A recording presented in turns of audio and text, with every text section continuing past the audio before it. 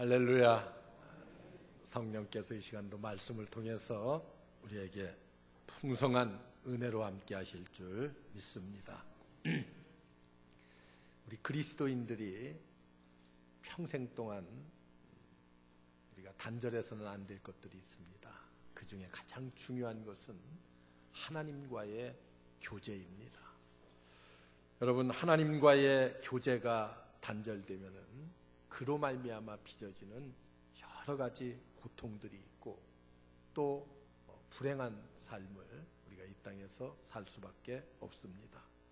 물론 하나님과 나와의 관계에 있어서는 흔들림이 없습니다. 그러나 하나님과의 교제라고 하는 것은 흔들릴 수도 있습니다. 마치 부모와 자식 간의 관계는 영원한 것이지만은, 그러나 부모와 자식 간의 교제라고 하는 것은 어떤 때는 단절될 수도 있습니다. 대화가 안 될 수도 있고 서로 척지고 살 수도 있고 그런 모습들이 있잖아요.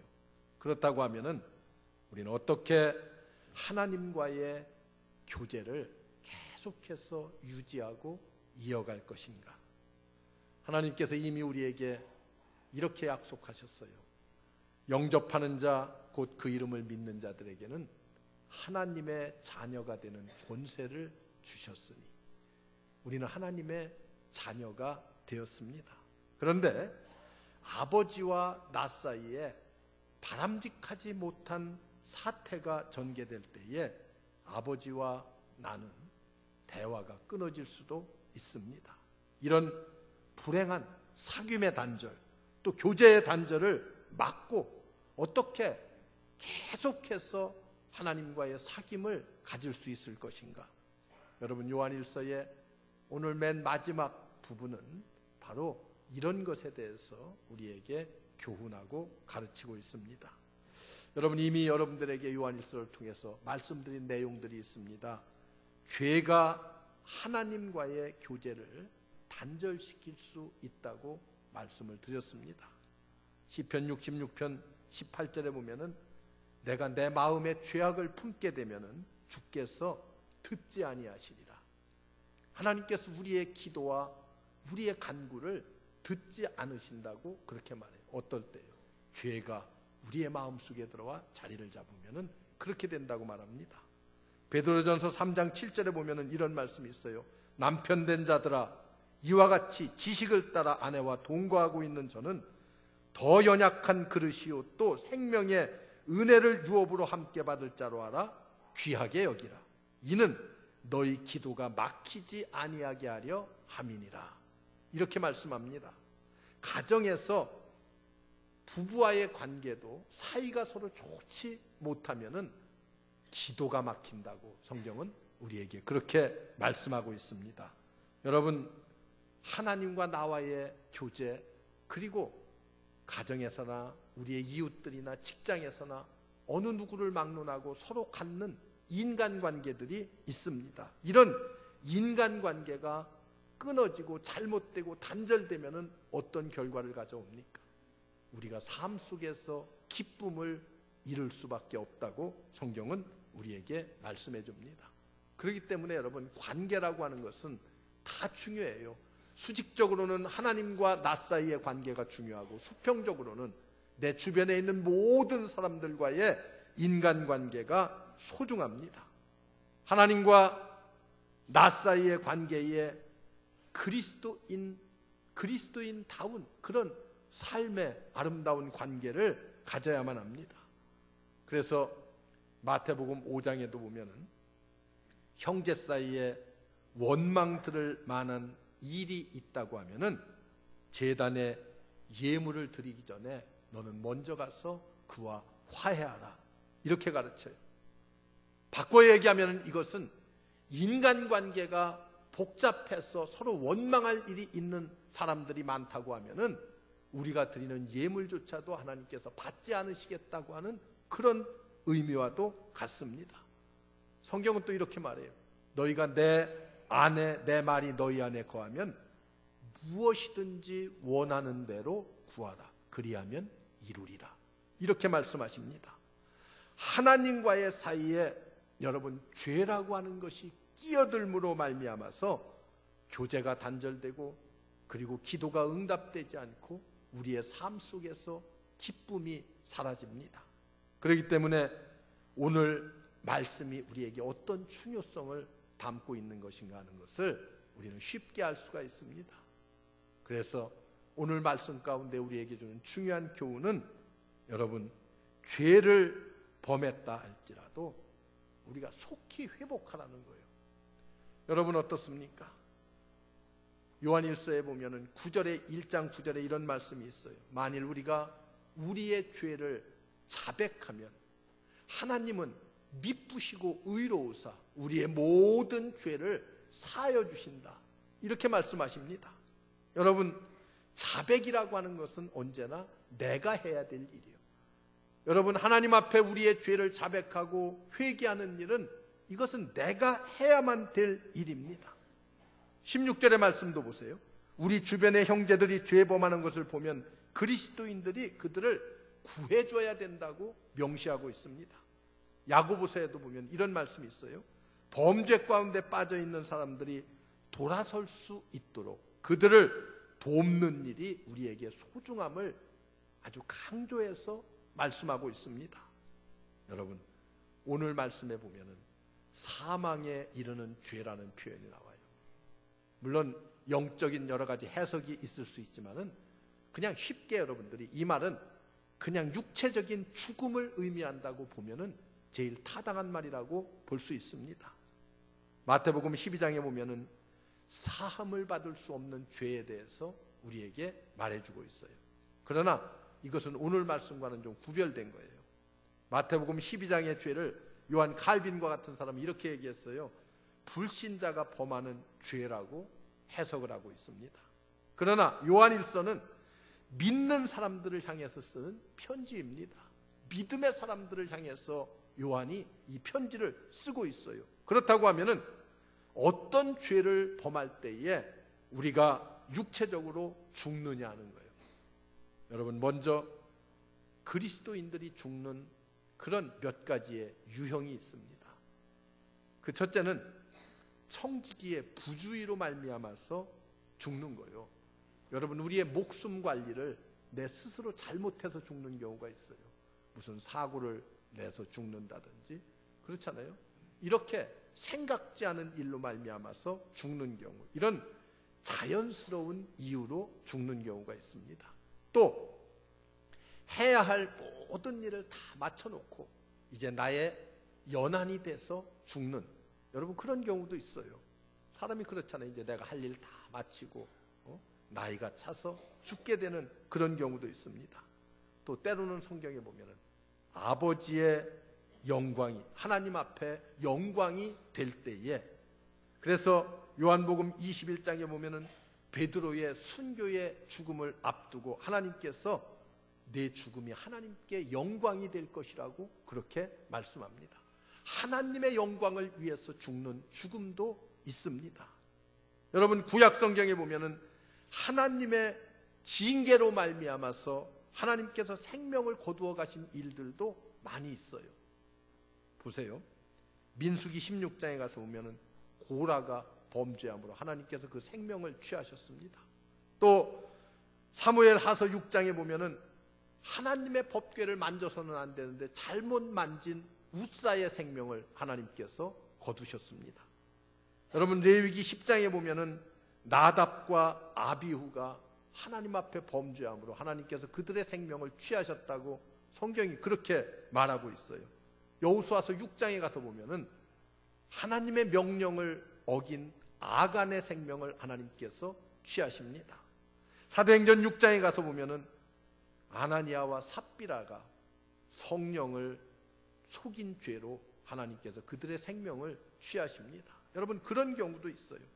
죄라는 것은 모두가 다 육체적인 죽음을 가져오는 것은 아니지만은 어떤 범죄는 육체적인 죽음을 가져올 수도 있다고 성경이 우리에게 그렇게 말씀하고 있습니다.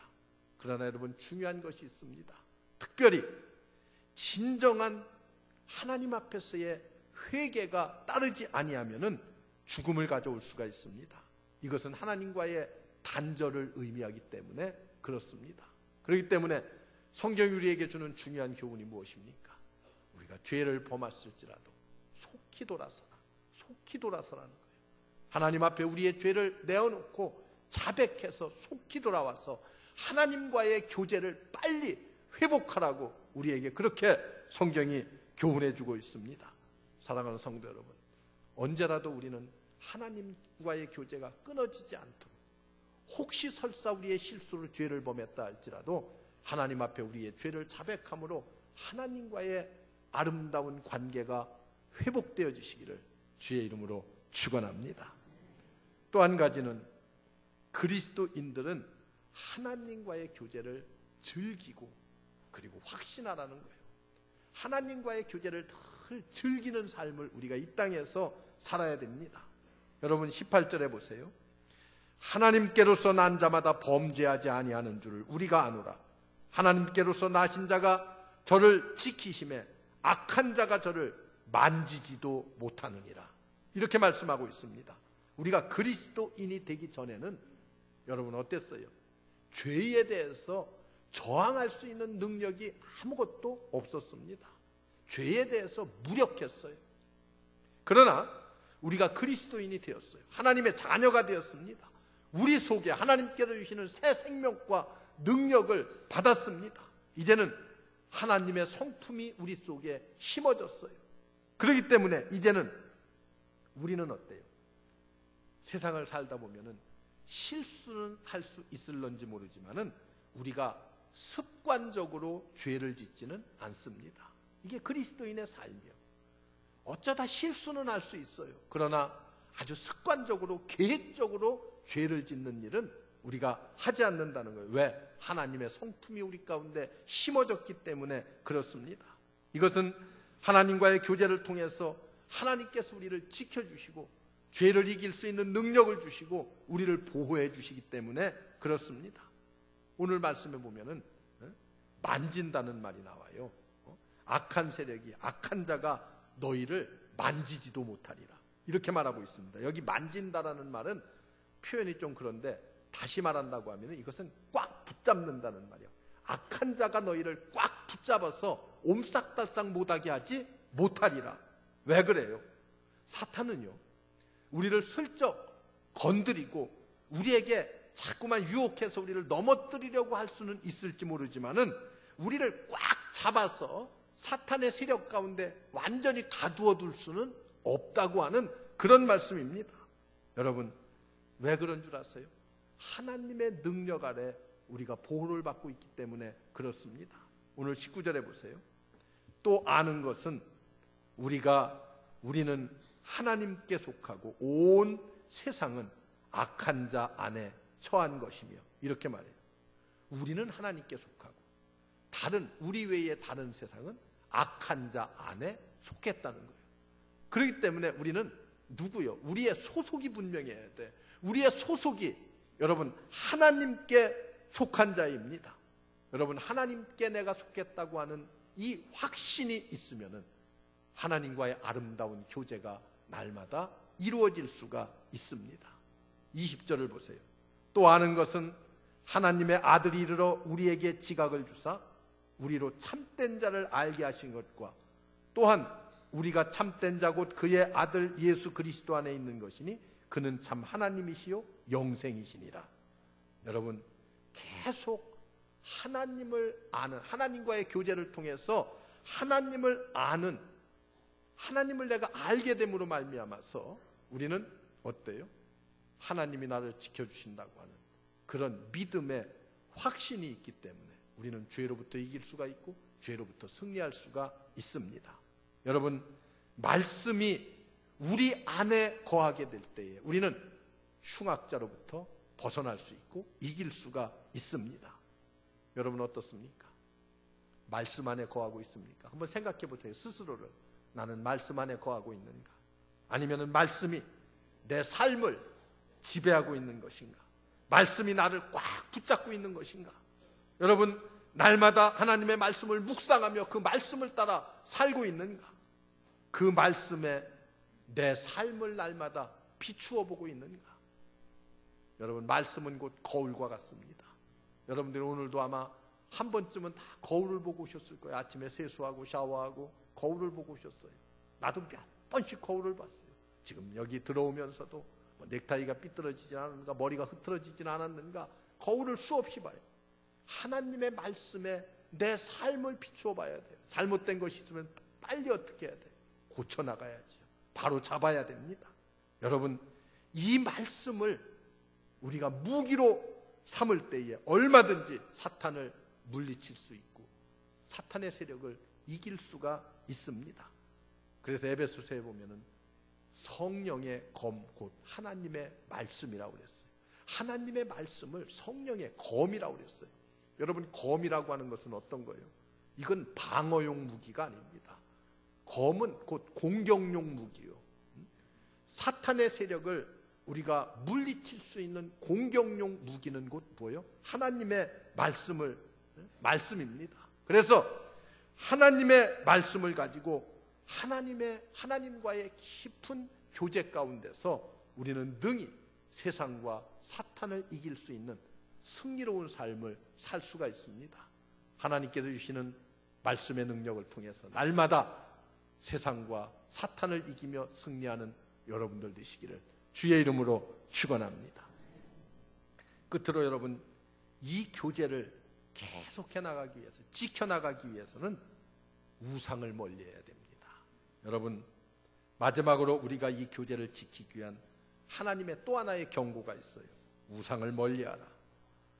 여러분, 성경이 말하는 우상이라고 하는 것이 무엇입니까? 요한일서의 가장 가까운 해석은 바로 이런 거예요. 하나님과 나 사이에 끼어드는 모든 것, 하나님과 나 사이에 교제를 단절시키는 그 모든 것, 그것을 바로 성경은 우상이라고 그렇게 말합니다. 여러분, 텔레비를 보는 것이 무슨 죄가 되겠어요? 그렇잖아요? 무슨 큰 잘못이 되겠어요? 텔레비가 무슨 우상이 되겠어요?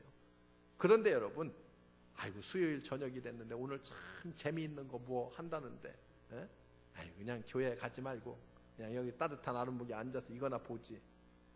아이고 오늘 주일인데 지난번 내가 못 본 무슨 재미있는 연속곡 오늘 재방송한다는데 이거 주일도 싹 생략하고 이거 보지. 여러분, 그랬다고 하면은 TV는 곧 우리의 우상이 될 수 있습니다. 우리의 우상이 되는 거예요. 하나님과 나 사이를 가로막는 거예요.